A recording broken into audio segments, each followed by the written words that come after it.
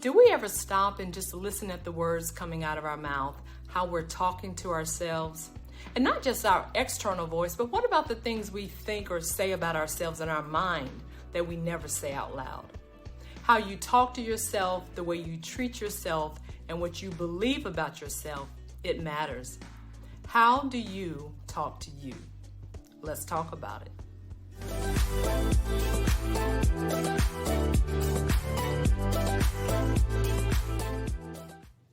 Hey everybody, happy Friday, happy fall to you. Thanks so much for joining me today. I appreciate you for being here.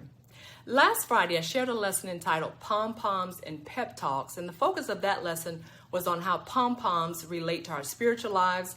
I also took you back to my cheerleading days from elementary school, and I performed a cheer entitled Go Fight Win. So if you haven't checked that out yet, please do so you can get a good laugh. So today we're going to focus on the pep talk portion, and I'm going to discuss three things. Number one, what is a pep talk? What are some of its benefits? Number two, how can we use pep talks in our everyday lives?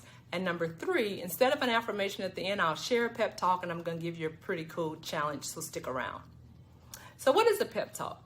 Merriam-Webster defines a pep talk as a brief, intense, and emotional talk designed to influence or encourage an audience. So basically, a pep talk is a brief motivational speech to encourage the listener. Motivation, it is everywhere. There are memes, books, slogans on mugs, t-shirts, keychains. You can get wall art with motivational quotes, you name it. All you need is a catchy motivational phrase, put it on a product, and people are gonna buy it. And go to any social media platform, you're guaranteed to find a multitude of people that are seeking to motivate you. And that's why renowned motivational speakers, they can sell out venues everywhere they go because they have mastered the craft of influencing people towards change. They're in high demand because people cannot seem to get enough motivation, and they are paid very well to do what they do. One of my favorite motivational speakers is Les Brown, and I have been listening to him for years. His personal story is inspiring. He's hilarious, and it's evident that God has given him a gift of provoking change in people. And just as I stated last week, I gave an unconventional use for pom-poms, and I also have one for pep talks, which is to promote internal motivation. How we talk to ourselves, the way we treat ourselves, what we believe about ourselves matters, and it determines the course of our lives. Words are more powerful than we realize, and we will eat the fruit of what we say. That small part of our body, the tongue, can speak life or death. Proverbs 18:21, the Message translation states, words kill, words give life. They're either poison or fruit. You choose. And I know that talking to yourself is taboo, but I say it should become a normal part of our lives. We should be our own biggest cheerleader and self-esteem booster. Now, don't get me wrong. We all need others from time to time to uplift and encourage us, but there's no guarantee that someone will always be around to answer the phone when we call or reply right back to that text, so we must be able to motivate ourselves. David was king. He had found favor with God, slayed animals, cut the head off of a 9-foot giant, killed tens of thousands, and he had a resume of victory and accomplishments. And it appears that he should have been on top of the world, but on this particular day, the world was on top of him. In 1 Samuel, the 30th chapter, after the Philistine army refused to let David and his men help them fight, they sent them back to Ziklag. It was a 3-day journey to get back home, and when David and his men arrived to Ziklag, they discovered that the Amalekites had kidnapped their wives, their sons, and their daughters and burned the city. David and his men, they were distraught, they were stricken with grief, but the men that were with him were looking for someone to blame, so they talked about killing David. David, he was grieving too because his wives were among those that were taken captive, so he was dealing with his grief, but he also now had to deal with the threat of being killed by the men who were with him. Talk about being under a lot of pressure. But even in the face of calamity and uncertainty, David, he could have given up and accepted that his life might end that very day. He would never see his family again, but he decided to encourage himself. He gave himself a pep talk. He reminded himself of who he was and who his God was, and that God could fix it no matter how hopeless his situation looked. After David encouraged himself, he took action. He asked God for a rescue plan, and we all know what happens when God gets involved. 1 Samuel, the 30th chapter, verses 6 through 8, the Living Bible states, David was seriously worried, for in their bitter grief for their children, his men began talking of killing him. But David took strength from the Lord. Then he said to Abiathar the priest, bring me the ephod. So Abiathar brought it. David asked the Lord, shall I chase them? Will I catch them? And the Lord told him, yes, go after them. You will recover everything that was taken from you. Another example of someone I'm sure that had to encourage themselves is Joseph. What kept Joseph from losing his mind from the pit to the palace? Because there was a lot that happened to him in between. I'm sure there had to be many times that he felt like giving up. He was a dreamer. He had a gift to interpret dreams, but stuff kept happening to him that was no fault of his own. Starting off with his biological brothers who hated him, and they were the reason that he was beaten and sold into slavery. His next stop was Potiphar's house, where he was falsely accused of rape, thrown into prison. He was alone, and Joseph, he could not catch a break. So I know his motivation had to come from within. He held on to his dream until it became a reality, and he ended up getting triple for his trouble. How we speak to ourselves is nothing to take lightly or to minimize. How others speak to us, that matters too, but not as much as the conversations that we have with ourselves about ourselves.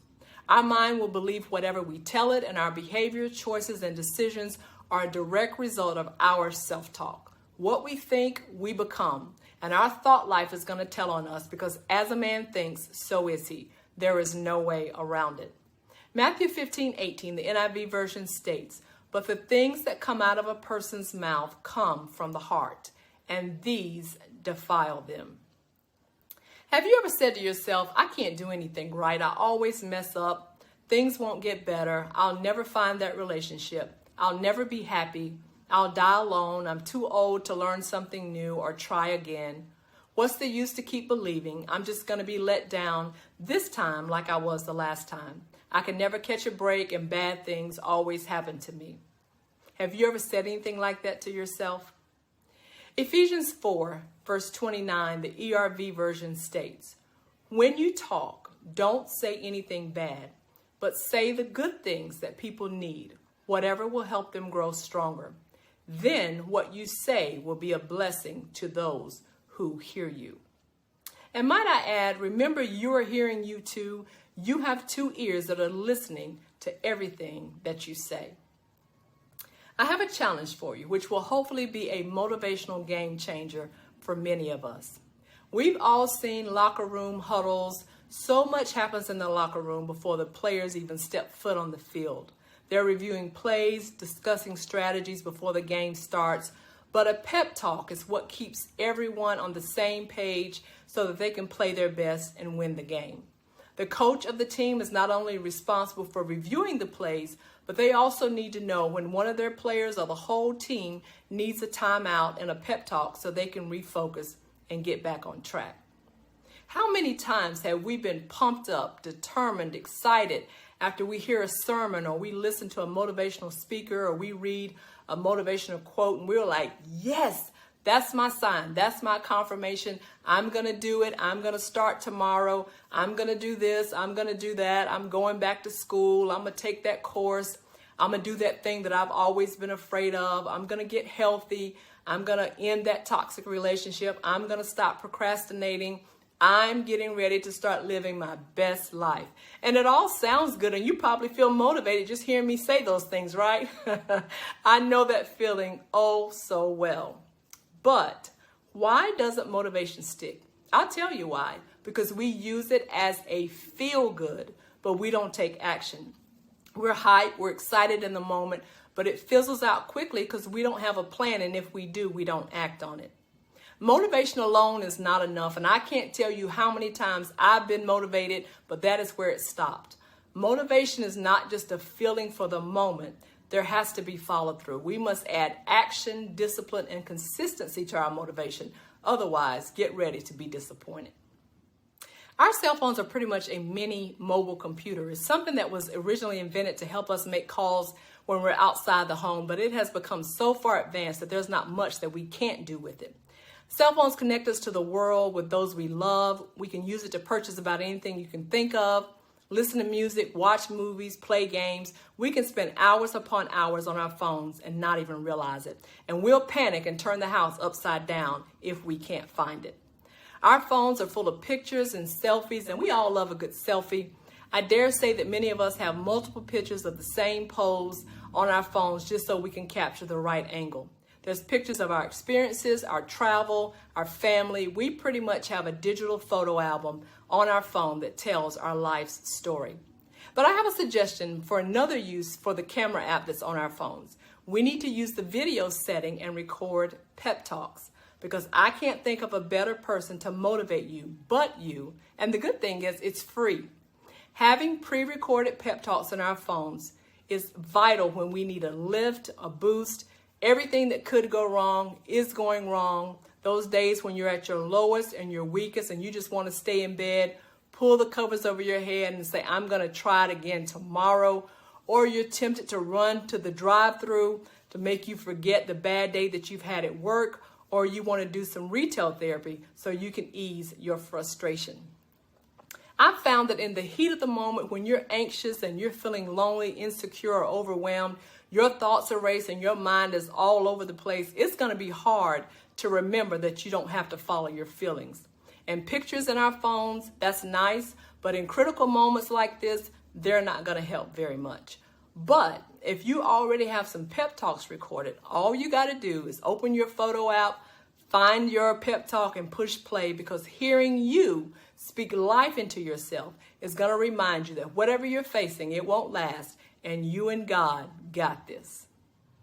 My Pep Talks center around staying out of the drive-thru. I'm an emotional eater, and when I get overwhelmed, frustrated, or depressed, I turn to food, mainly French fries, anything sweet. That is something that will calm me down immediately until I swallow the last bite, and then regret will set in and I'll start feeling worse. So about a year ago, I started recording Pep Talks in my phone, and I found them to be helpful with keeping me out of that drive-thru line. For the past few months, opposition has been following me everywhere I go. Everything that I touch that is kingdom-related, opposition shows up, which I'm learning is par for the course. Today is no different. Opposition is with me. I cannot even tell you what has gone on behind the scenes to be able to record today. And I'm understanding that opposition and obstacles are not going to let up. But guess what? I'm not either. So here is my pep talk. Hey, Leslie, it's Pep Talk time. I wanted to encourage you to stay the course, keep fighting, keep doing the hard things. I know the last 5 or 6 months have been difficult because you have met opposition with every assignment that God has given you. The adversary has shown up every single time to try to oppose you and make it hard for you and difficult to do the things that you are supposed to be doing. But know that you've done them. You have overcome a lot of obstacles, jumped over hurdles, and the Holy Spirit has guided you. God has helped you, and He is never going to stop. He hadn't stopped before, and He's the same God. So we're going to push through. We're going to go all the way, and we're going to face these challenges head on, knowing that there's growth in it, and knowing that God is going to be glorified, and someone hopefully will benefit. So don't you dare quit. Stay strong, stay courageous, be bold, and go and make God proud. And I'm proud of you. You got this, girl. So I have a challenge for you. After you click off of this video, I want you to record a pep talk in your phone. So the moment that you need to be reminded of who you are, whose you are, what you're capable of, and that whatever you're facing is a temporary moment and not a permanent outcome, you will have a pep talk readily available. You can always record new ones as you need to. The more, the better. And if you plan on taking me up on my challenge, I want you to hashtag Pep Talk Time in the comments. Don't feel embarrassed by recording yourself, and nobody's going to see it but you. I know doing new things feels awkward, but let's start making these type of things our norm. I pray that we no longer feel comfortable saying things to ourselves that destroy our worth and our self-esteem. That's what should be awkward. Instead of beating ourselves up with our thoughts and our words, let's flip that. Let's start being kinder to ourselves. And even when we don't get it right, we can tell ourselves the truth, but in a loving way. Remember, you deserve grace too. Proverbs 16:24, the NLT translation states, kind words are like honey, sweet to the soul and healthy for the body. Psalm 19:14, the Living Bible states, May my spoken words and unspoken thoughts be pleasing even to you, O Lord, my rock and my redeemer. Thank you so much for hanging with me today. If you made it to the end, please know I appreciate you. If there are any takeaways that you have from today's lesson, I would love for you to leave me a comment. And don't forget to hashtag Pep Talk Time in the comments below and go and record your pep talk. My website, podcast, and social media platform information will be in the description of this video. And please join me next Friday as I share a lesson entitled, You're the CEO. Mind management is a full-time job and you're the only candidate for that position. So I hope you'll join me. I'll see you next Friday. In the meantime, remember that you matter. In Christ, you are enough, and keep reminding yourself of that. You are never alone, and most importantly, you are eternally and unconditionally loved. Until next time, take care.